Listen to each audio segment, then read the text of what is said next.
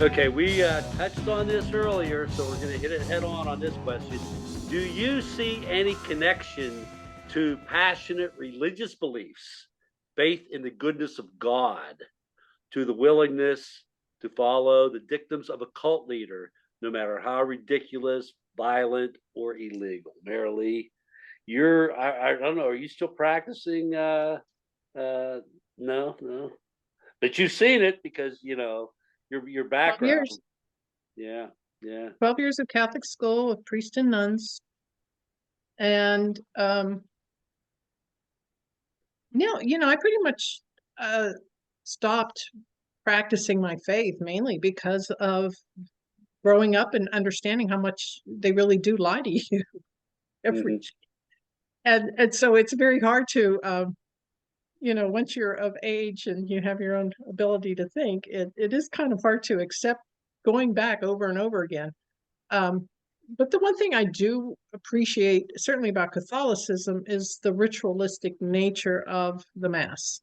I think that in itself is kind of like a yoga meditation, and it helps you reflect and be introspective because it doesn't change. It's not a charismatic type of event. It's a very structured routine thing. But with my knowledge of other faiths, Jehovah Witness, Latter-day Saints, uh, is Scientology a religion? Oh yeah, for tax I just, purposes, absolutely. Tax purposes, yeah, I just don't see them. They far more cult-like qualities by far, and I'm diminishing so many people in that, but these are people that belong. They just seem to ascribe to some idiosyncratic anti-mainstream beliefs that can be harmful or criminal. To your point about Catholicism and the comfort, my mother walked to church a half a mile from our house to the church every day, 6 days a week, until she couldn't walk anymore. And she found a lot of comfort in that. I mean, that was just what Mm. she felt it was good for her. Okay, Doug, you talked about St. Paul, but I'm sure there's a lot of other yeah. things you Well, want to yeah. I say. mean, and I'm not denying that there are some positive aspects for many people to their religious faith, but I do think the fundamental problem in terms of religion versus, as it applies to what we're talking about tonight, people's susceptibility to the cult-like phenomenon, is that all religions start with the premise that there are important things about life and the world that you should not use your critical, rational faculties to figure out, that you should suspend them. And no matter how crazy the answer looks, buy into it because God says so. Mm-hmm. And I think if you start to think that way, it's not that big a step to say, buy into it because Donald Trump says so. So I think there's something fundamentally undermining about that aspect of all religions, that there are important things that we should not use our critical, rational capacities to examine. My feeling is it's the only power we got in this world to figure anything out. And if you suspend it, you're totally vulnerable. And I think a democracy requires that everybody's trying to think it through. And at the point you're told you shouldn't, or you're going to go to hell if you think about it yourself. Well, that's a very dangerous point of view.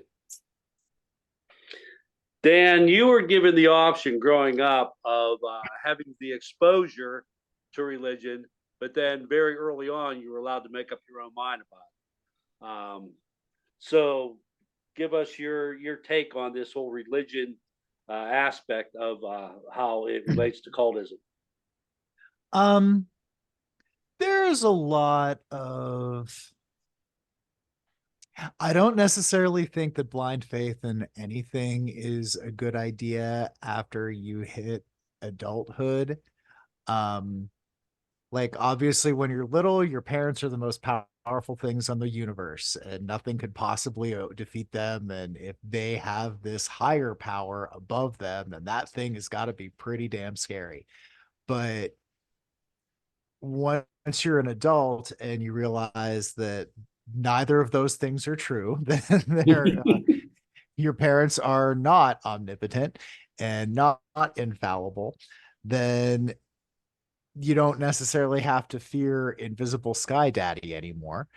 And yeah, there's a lot of weird culty things that I see in the Trump MAGA movement, like way after the debacle that put Mike Johnson in the speaker's seat.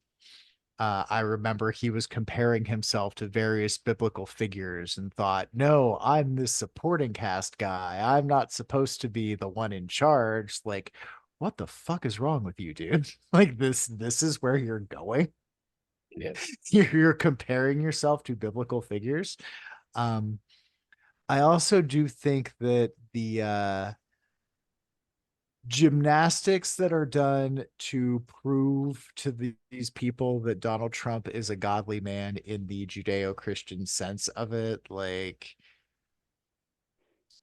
aren't you supposed to be faithful to your partners and not be super materialistic? Like, so that when they lionize this guy, they find examples of, well, this guy was good and he was a bad person, so it's okay. And we believe Donald Trump and we have faith in Trump.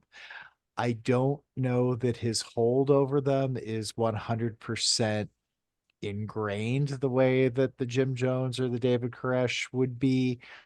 Uh, and I say this only because Donald Trump likes vaccines. He was very proud of getting the COVID vaccine created as quickly as he did, and he touted it. But that's not part of the MAGA movement, and the crowds did not respond like the way that they did to everything else. And he backed down as if he might be afraid that his hold on them is a little more tenuous than the rest of us are seeing.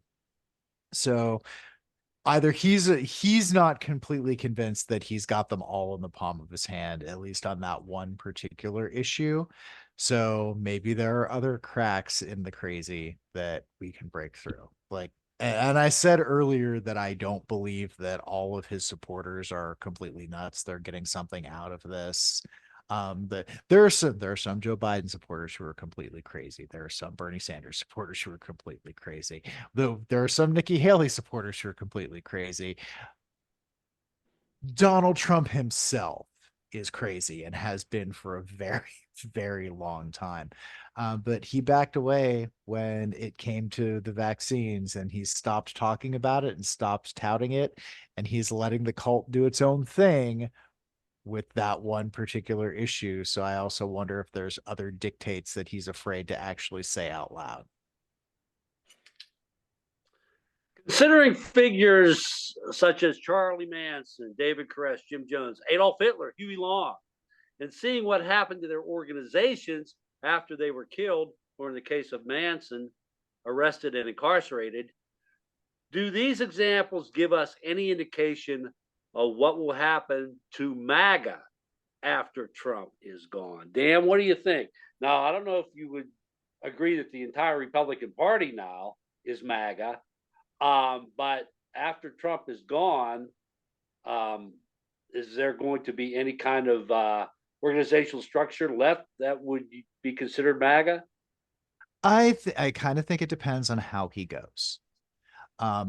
There is a documentary on HBO right now called, I think, Love Has Won, about a cult. Like, and HBO has, like, you have the Branch Davidian documentary, you have the Heaven's Gate documentary, you have half a dozen Jonestown documentaries. Love Has Won is much harder to watch because the cult leader died, and her followers wrapped her death up into their own mythology. So they are all still in the cult, and now there's really no way to get them back, um, because her death became part of their belief system. Okay, who's So leading that? Who's leading that cult now that she's gone? I have no idea. I couldn't get through the whole thing because it was just so hard to watch these people. She called herself Mother God, and she had a series of consorts who were called Father Gods. I think one of the Father Gods might be in charge now. The last Father God standing might be the one. It Try to watch it. It's weird. But these people are still in it. These are not survivors. These are active members. So if Donald Trump is defeated and humiliated and breaks all his promises and can't spin it, I think a lot of people will fall away. If he is convicted by a jury, especially on the documents case in Florida, the one that he really wants to delay and the one that the judge seems to really want to delay. If he's convicted of a crime, one of the big crimes by a jury, I think that is going to strip a lot of people out of the MAGA movement. But if he if he wins the election, like, those people are never coming back. If he's acquitted of all of these charges, these people are never coming back. Like, he will, no matter what happens, he'll always be able to spin it in a particular way. And if he happens to, I don't know, pass away before any of this stuff happens, like, and I understand that evil never dies, but Jesus Christ, I can't imagine his cholesterol is not ready to kill him at any minute. If he passes away before anything happens, he will just be a martyr. We will have lost these people forever. Okay, Doug, what do you think is going to happen to the organization when Trump Well, is? I think it's very hard to predict because, while you point out there are movements where the movement seem to fall apart after the leader dies. Communism outlasted Lenin a lot of years, right? I mean, some cults manage to replace the leader effectively, or they've grabbed so much power by the time the leader dies that they just make it happen anyway, whether people like it or not. So I think it's really hard to know. Ironically, I'm terrified at the prospect of Donald Trump winning because I'm not sure the country would survive 4 years. But I think there's more chance of MAGA being blown apart if Trump wins. Because the thing about these people is that differentiates them from some of the more extreme cults is they still expect Trump to deliver a better life for them now. And if he really makes a mess of things and everybody's in a horrible position in the next 3 or 4 years, I think he can lose them because I don't think, as Daniel pointed out, I mean, I don't think he has an absolute hold on them, that if he takes a position that enough of them don't like, he's got to back off. So, I mean, I think there's some vulnerability there, but I think it's going to have to come with people's lives going to hell in a handcart. Okay, Marilee, you think that might be one of the scenarios, one of the outcomes here? The Trump presidency in 2024, 2025 would be disastrous in so many ways for our society. And Doug's point is that if it becomes so disastrous that people actually suffer, that he may lose them. What do you think? Hey, I hope we find out like next month, this month. This one. That's what I'm hoping for. But that being said, I mean, one of the things that all these cults mostly have in common is that their leader was always present with them. So if you look at David Koresh or Jonestown or, Hitler, no, but Hitler had guns. People's lives were always, he had that. And yeah, anti-Semitism still exists, racism still exists, but after that, it did become a negative. Admittedly, it's a positive again because of Trump, but I do think he will be adored and glorified like Reagan. But if anybody, can say whatever he did or accomplish, I would be still happy to hear that because I have no clue.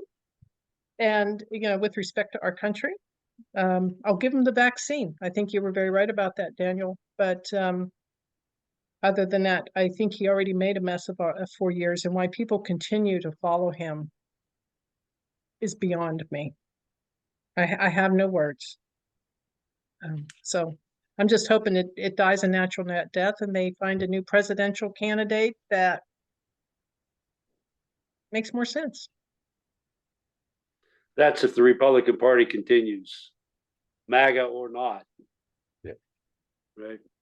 Okay, I noticed Yeah. a common thread among some famous leaders, such as Joseph Smith, Charlie Manson, David Koresh, and others, that multiple sexual encounters with multiple female followers and their leader was a regular thing. One guy, Dan mentioned him earlier, Kenneth Rainier, actually had his higher level sex slaves branded as proof that his ownership was permanent. What are your thoughts about the expectation of sexual submissions of female followers to the leader as a component of the cult phenomenon? Marilee, you have given it any thought as to how sex plays into their cult leadership? Well, it's oppression. It's criminal. It's very disturbing. And again, to me, it's the complete abdication of self. I mean, there are men in these cults. There are mothers in these cults, but they abdicate everything they know to be true. I think their own personal emotions and ties to their own children and their spouses gives way to the dictates of this so-called charismatic leader. It's just, to me, it's an imposter who's just finding ways to be a criminal, and can do criminal acts on people physically and children especially. It's just horrific and shameful. But Dan, sex in the personality of the cult leader, how important is that? Well, every cult that we call a cult, that we are not talking about a mainstream religion, and we could spend an hour making the comparisons and tearing those things down. There's always an element of exploitation. You're either getting sexually exploiting your followers, you're financially exploiting your followers, or you are using them for free labor, which, if that's not them giving money, that's not, I consider that a separate kind of exploitation from the financial. In some cases, it is all three. Trump and MAGA, I think, are mostly doing the financial exploitation, as evidenced by how his legal bills are being paid. The sexual exploitation is particularly brutal. But in order to do that, you do have to have a more hands-on, smaller physical space together kind of cult than what you're mostly talking about here. Like, there was a group of Latter-day Saints that, when the mainstream Mormon church abandoned the concept of polyamory, did not. And I cannot remember their exact name right now, so I don't want to say the wrong name and get a bunch of messages sent to you saying that I'm being anti-Mormon. I think it was Jeffers. I think his name was Yes. Jeffers. Yes, yeah. Yeah. Warren Jeffs. Yeah. Jeffs. Okay. Yeah, that's it. Yeah. Like, I do think that there's a whole lot that are in that kind of vein. I know David Koresh, like, you were allowed to still be married, but your wife would not sleep with the husband anymore. She would only sleep with David. Manson used sexual coercion as a way to control most of his followers. I know Jim Jones was sleeping with lots of women in the People's Temple. So yeah, I do think with a lot of cults, it is common. I don't think that it is necessarily happening with MAGA because MAGA is too big.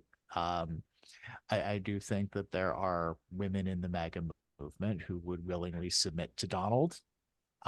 But I don't think that's his main. I don't think that's the main source of his sexual activity, that besides his wife, who basically can't stand to be around him and makes that very publicly clear. I do think he's sleeping with somebody, but I don't think it's necessarily a MAGA lady. I think he kind of looks down on those people. I think he's sleeping with like a paid escort or a model or something. Okay, Doug, Dan says exploitation. What does Freud say? Well, there's several. I think it's a coming together of a couple of things. Exploitation for sure, and sex is just one very graphic form of exploitation. And I would point out Donald Trump's been exploiting women for years before Magna. I mean, it's just him.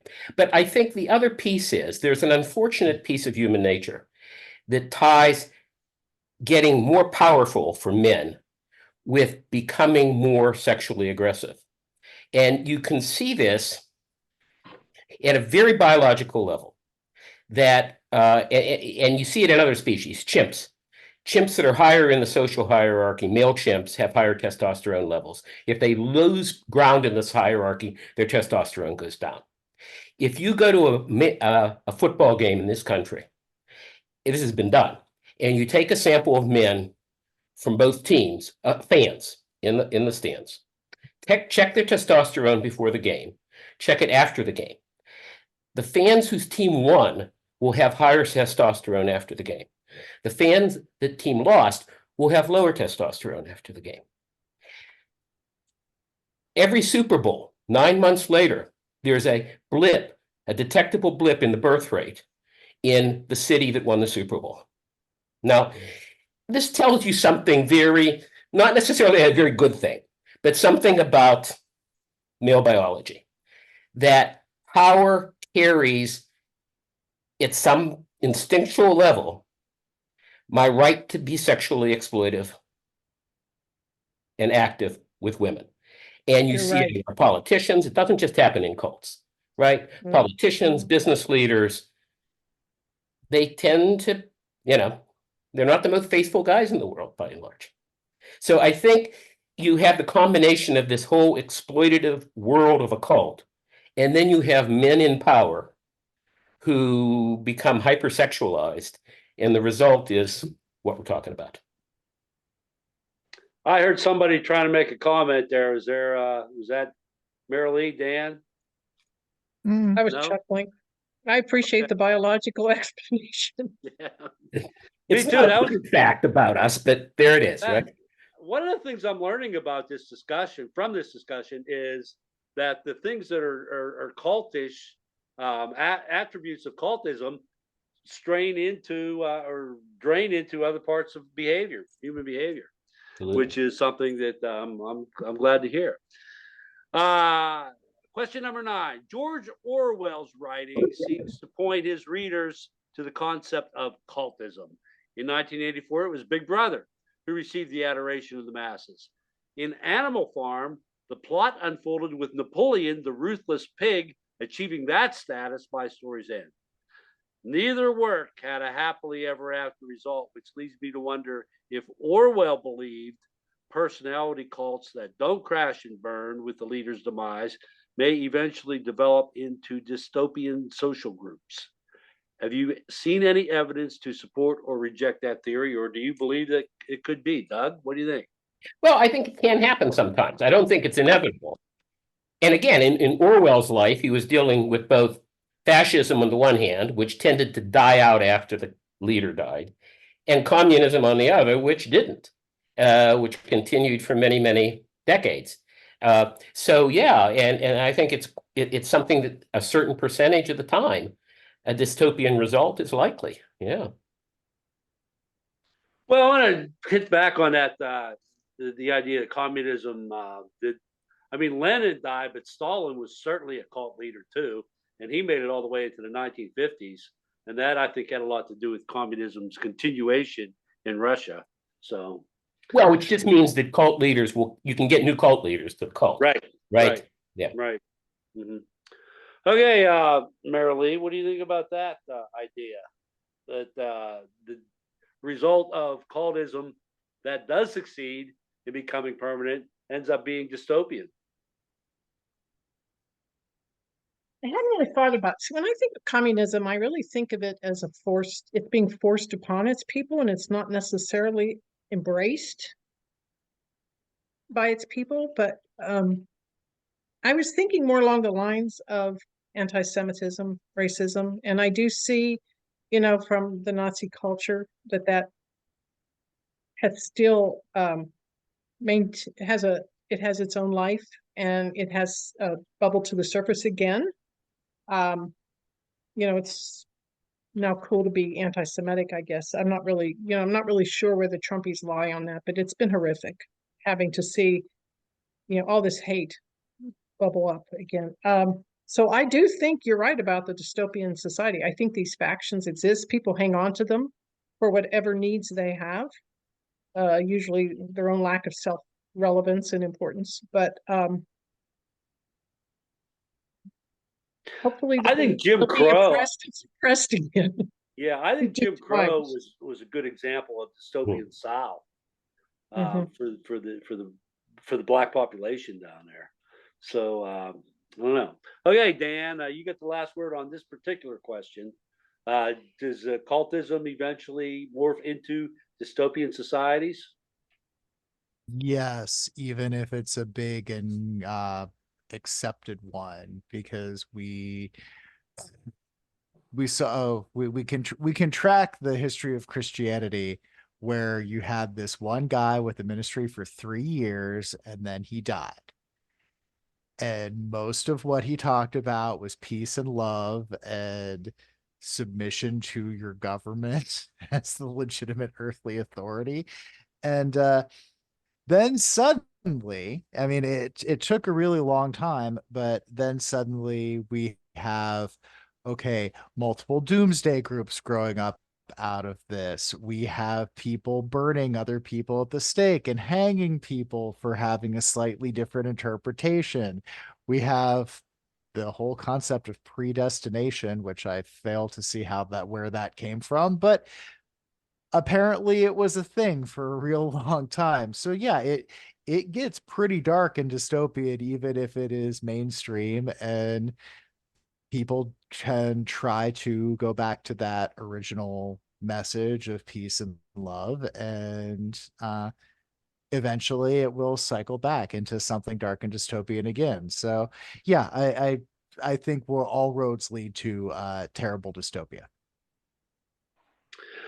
Finally, let us distinguish the difference between a cult leader and popular celebrities who have hosts of loyal fans.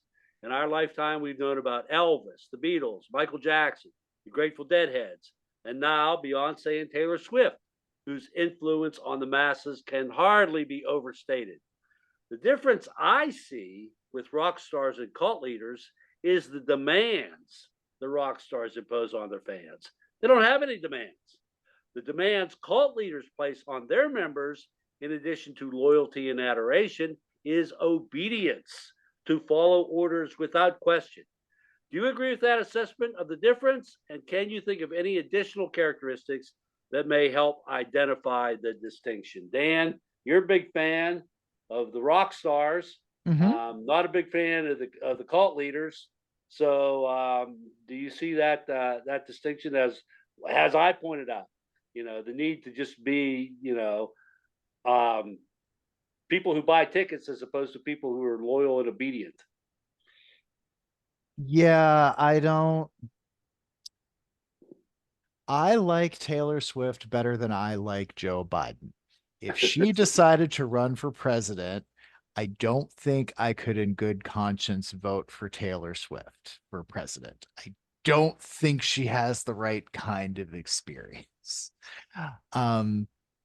There is a level of influence, like that's even a job now. There are people who call themselves influencers and make money doing it. That is That's actually what the Kardashians do. In addition to being vile, they actually endorse products and get people to buy things, and they make their money doing that. And they make a lot of it. Um, I don't think that most celebrities really want to be powerful. I think they want to do their art, make their money, not have to worry about basic survival needs, give away some money, and get creative with stuff. They will get political if they have a belief, and a lot of times a celebrity belief is very out of touch. Like I go back to Madonna's message of unity during COVID, where she called it the Great Equalizer while floating in a bathtub full of milk with rose petals. Like, Jesus Christ, lady, you got to stop right now. This is not okay. But I also don't think that she was. I don't think she meant any harm by it. I also don't think she understood how badly it came across. Because nobody told her that this is going to come across badly, and she's had too much money for too long to relate to normal humans anymore. So I don't think celebrities want your love. Celebrities do not. Celebrities want your money. Celebrities are giving you something in exchange for these things. They are not trying to become powerful. They are trying to make a lot of money, and they don't need to be powerful in order to do that. Now, that said, in 2016, Taylor Swift tried to stop Marsha Blackburn from being a senator, and she failed. Today, if she tried to stop Marsha Blackburn from being a senator, I think she might succeed. And I'm hoping that she wades into that because I believe that Marsha's up for re-election. Yeah, but this is Tennessee too, buddy. So remember the location. Okay, Marilee, the celebrities have one way of doing things. Cult leaders have a different way of doing things. I cited a couple examples as to why they're different. Do you know of anything else that makes them different, or are you just going to stick with my list? Bring joy, their entertainment, you know, everything about them is for fun and laughter and camaraderie. And we grow up with, a whole, our musicians from our decade, and we share that through our lives. It's not culty, it's fun. These are good things that we remember, that we honor, we respect. They make their money from us. And there are some people that get a little off the rails in their devotion to their favorite musicians or movie stars. But in the scheme of things, they themselves are, a onesie. They're not a cult in and of themselves. So to me, there's no equation. This is all in the spirit of good living, and it has nothing to do with twisting people's minds and hearts and souls for their own self-gratification, their own pocket lining, or their own sexual exploitation, whatever it may be, power mongering. So yeah, I see them as completely different. Okay, Doug, Marilee made a real excellent distinction there. Is not trying to use the exploitation for their own power. So, do you see anything different there? No, I totally agree. I think the use of cult referring to these kind of people is kind of a metaphorical usage. I don't think that it's any literal sense a cult. For one thing, these people, although their personal lifestyles can sometimes be pretty extreme, they're fundamentally very mainstream. They're capitalistic. They want to make money. They want to sell their goods. They want to, there's nothing that's pulling people off into some weird direction here. They're as mainstream as you get.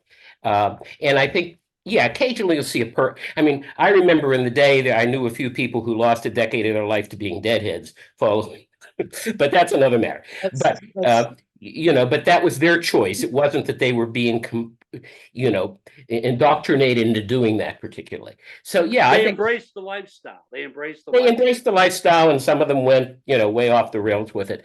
But the truth of the matter is, yeah, this is about fun. This is about buy and sell. You know, they're selling the music, they're selling whatever entertainment they're providing, and everybody understands that. There's no illusions about that.